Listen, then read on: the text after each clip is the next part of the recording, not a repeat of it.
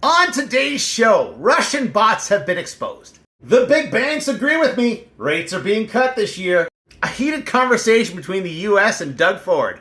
And then, at the end, are we witnessing the world's greatest rug pull? First up, this video is making the rounds. It's from Midas Touch fans. A Russian bot was exposed on Twitter because it ran out of credits. Yeah, so this part over here was translated. It says, "You will argue in support of the Trump administration on Twitter, speak English. And you will note that this account is verified. Russia's paying for these accounts." Isn't that interesting? So yeah, you can head on over to Midas Touch fans to see this video for yourself. It's quite interesting. All right, so there's open discussions about these tariffs, unless you're a Russian bot. And we all know it's bullshit. I'm actually surprised some people don't know it's bullshit. Like, what's the target? What's the target? To stop the flow of drugs and people? For how long? Because stopping completely forever, that's an unreasonable goal. And how do you measure that? Like, there has to be a tangible goal. As an example of a tangible goal, let's say we shut off the electricity. We will keep the electricity off until you drop the tariffs. See? Tangible. They stop the tariffs, we turn on the power. But that's not what's happening. So Derek Holt at Scotiabank says the US is lying through their teeth. You don't want to believe me when I say it. Maybe you'll believe them.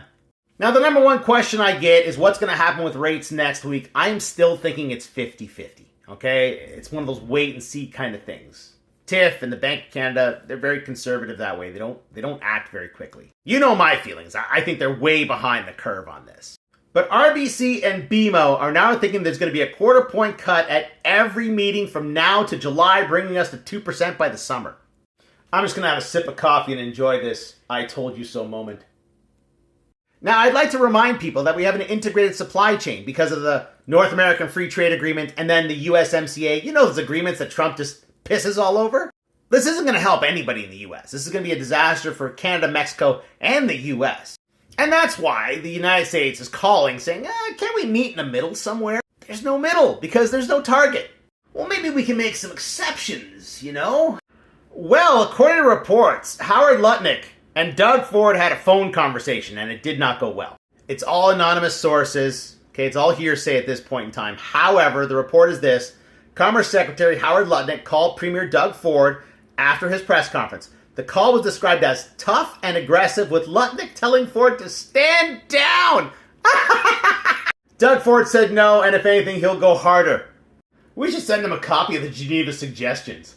Look, I for one am sick of waiting, all right? I want to see it shut down now. I don't want there to be a discussion. I want it shut down. This is what I would do, okay? I would let them know, you're going to get 6 days of power over 7 days. That will be reduced by 1 day per week until these tariffs are gone. And I'd make it random and not tell them. So it could be a Monday, could be a Saturday, could be a Wednesday, who knows? This all comes at a really bad time, especially for the auto industry, because there are pressures that they are having a difficult time dealing with. This is the warranty on a Tesla. And I'm just using Tesla because it's an electric car out of the States. Okay, look at that. 8 years, 240,000 kilometers. 8 years, 160,000. 8 years, 192,000. Okay? If the battery drops below 70%, if it can't charge above 70%, they'll replace the battery. But out of the East, it's a 10-year, 1 million kilometer warranty. That's the Lexus UX 300e. But this type of warranty is becoming standard in the East. 10 years, 1 million kilometers.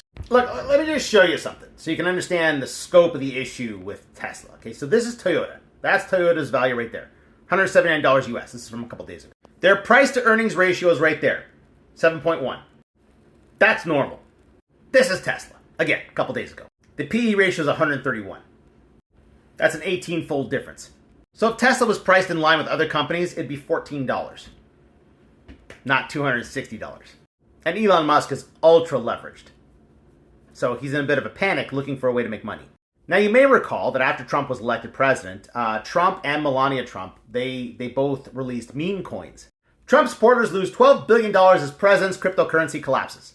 Last I checked, the Trump coin was worth $18.95. But it was worth $107.68. Similar story with Melania's coin. It's down here at the 80 cent range, but it was up over $10 at one point. This is called a rug pull. They release a coin, they pump the value. When the value gets up, the people that release the coin sell out of their portions. And they take the winnings. And they leave everybody else holding the bag.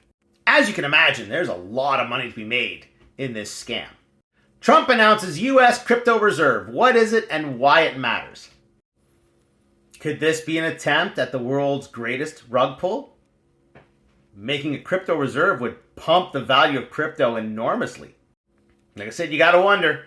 They're not doing this for the benefit of the United States. They're not doing this for the benefit of the workers. They're not doing this for the benefit of industry. So why are they doing it?